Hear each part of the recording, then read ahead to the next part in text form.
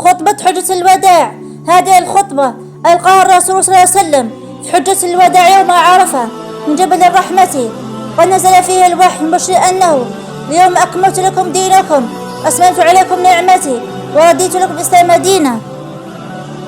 أيها الناس، اسمعوا قولي، فإني لا أدري لعلي لا ألقاكم بعد عامي هذا وهذا الموقف أبدا. أيها الناس، إن دماءكم وأموالكم عليكم حرام إلى أن تلقوا ربكم كحرمة يومكم هذا وكحرمة شهركم هذا، وإنكم ستلقون ربكم هذا فيسألكم عن أعمالكم.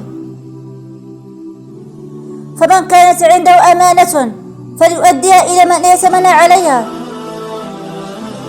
أيها الناس، إن ربكم واحد وإن أباكم واحد، كلكم لآدم وآدم من تراب، أكرمكم عند الله أتقاكم، وليس لعربي فضل على عجمي إلا بالتقوى.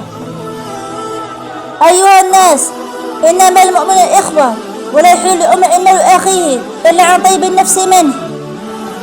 أيها الناس، إن لنسائكم عليكم حقا ولكم علينا حق، لكم ألا يواطئن فرشهم غيركم، ولا يدخلن أحدا تكرهونه بيوتكم إلا بإذنكم، ولا يأتين بفاحشة، فاتقوا الله في النساء واستوصوا بهن خيرا.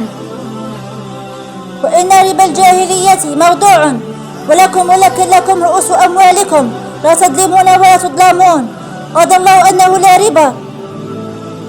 أما بعد، أيها الناس، إن الشيطان قد يئس أن يعبد في أرضكم هذه، ولكنه قد رضي أن يطاع فيما سوى ذلك مما تحققون من أعمالكم، فاحذروه على دينكم.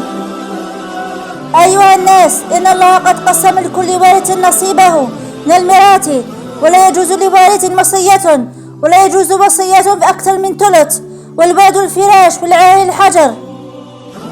من ادعى إلى غير أبيه أو تولى غير مواليه فعليه لعنة الله والملائكة والناس أجمعين.